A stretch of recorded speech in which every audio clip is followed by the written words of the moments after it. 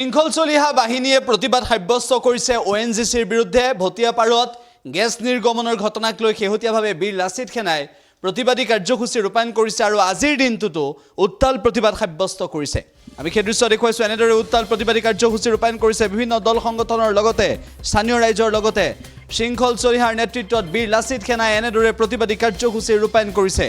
ৰাইজ ৰাজপথলৈ ওলাই আহিছে। শিৱসাগৰত উত্তাল প্ৰতিবাদী কাৰ্যসূচী ৰূপায়ণ কৰিছে আৰু ONGCৰ গেছ নিৰ্গমনৰ ঘটনাক লৈ শেহতীয়াভাৱে ৰাজ্য চৰকাৰৰ তৰফৰ পৰা US-ৰ বিশেষজ্ঞ আহিব বুলি যদিও মন্তব্য কৰিছে। বৰ্তমান সময়লৈকে এই পৰিস্থিতি কেনেকুৱা হৈ আছে সেয়া সকলোৱে দেখিছে আৰু আজিৰ দিনটোত এনেদৰে বীৰ লাচিত সেনাই উত্তাল প্ৰতিবাদ সাব্যস্ত কৰিলে। হুংকাৰ দিলে বীৰ লাচিত সেনাই। শৃংখল চলিহাই আকৌ এবাৰ ধমক দিলে ONGCৰ বিষয়াক। এনেদৰে শিৱসাগৰৰ জনতাৰ এনেদৰে অসমৰ জনতাৰ ভৱিষ্যত ধ্বংস কৰিবলৈ গেছৰ জৰিয়তে এনেদৰে গেছ নিৰ্গমনৰ ঘটনাবোৰক লৈ মন্তব্য কৰিছে। উল্লেখ যে ইয়াৰ পূৰ্বে বাঘজানৰ যি ভয়ংকৰ কাণ্ড সংঘটিত হৈছিল সেই বাঘজানৰ ঘটনাৰ পুনৰাবৃত্তি হিচাপে ভটিয়াপাৰৰ এই গেছ নিৰ্গমনৰ ঘটনা হৈছে আৰু লগতে স্থানীয় ৰাইজৰ জীৱনৰ প্ৰতি ভাবুকি আহি পৰিছে। আজি এনেদৰে গৰজি উঠিল বীৰ লাচিত সেনা। উত্তাল প্ৰতিবাদ সাব্যস্ত কৰিছে স্থানীয় ৰাইজৰ সহযোগত। হুংকাৰ দিছে ONGCৰ কৰ্তৃপক্ষক।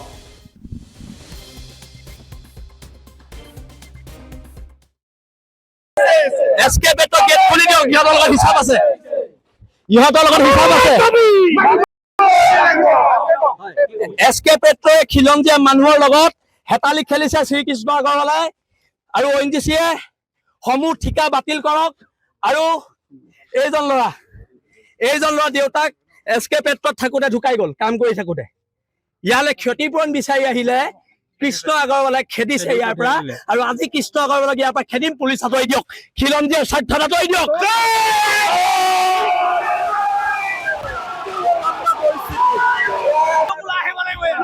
কৃষ্ণ আগৰৱালাই শিৱসাগৰ, কৃষ্ণ আগৰৱালা বাপেকৰ সম্পত্তি নহয়। সি পইচা আছে বুলি কৃষ্ণ আগৰৱালাই জাতিক ঠগিব, এইবিলাক নচলিব। নহ'ব, কোনো কাৰণত গুণ্ডামি সহ্য কৰা নহ'ব। মোৰ দেউতাক যেতিয়া ঢুকাইছিলে ৰাজগড় মৰাণত, তেতিয়া মোৰ নমস্কাৰ, মোৰ নাম আছিল ঋতুৰাজ হাজৰিকা। মোৰ দেউতাৰ নাম আছিলে বিশ্ব হাজৰিকা।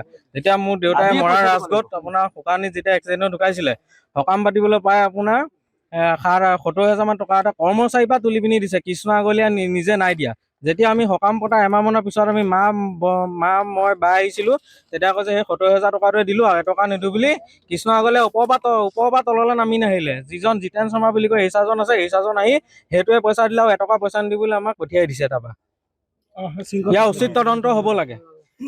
নহয়, কথাবিলাক হৈছে পইচাটোতো এতিয়া দিব লাগিব। কৃষ্ণ আগৰৱালাই ওলাই আহি আমাক ইয়াত প্ৰতিশ্ৰুতি দিব লাগিব। চেক দিয়ে, কি দিয়ে, চেক দিয়ে, কেছ দিয়ে দিব লাগিব। আজি নিদিয়ে। কৃষ্ণ আগৰৱালাক আগতে এবাৰ কাণত ধৰাই থৈছো নহয়, এতিয়া আকৌ কাণৰ তলত দুচৰ দি দিম, কি কথা আছে আজি? কিন্তু কৃষ্ণ আগৰৱালাই পইচা দিব লাগিব। তাৰ চৰম আছে নাই? তাক এবাৰ আমি কাণত ধৰাইছিলো নহয়, তাৰ পিছতো চৰম নাই।